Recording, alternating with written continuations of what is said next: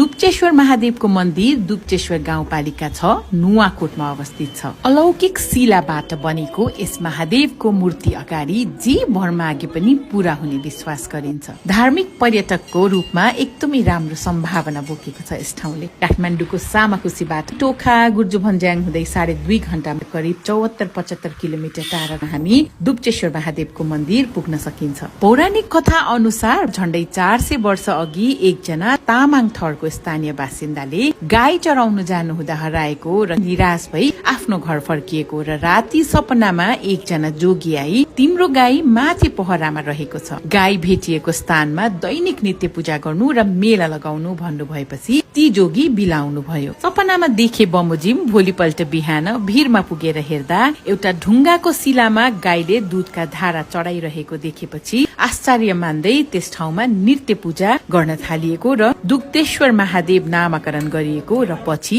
अपभ्रंश भई दुप्चेश्वर नाम रहन गएको जनविश्वास गरिन्छ।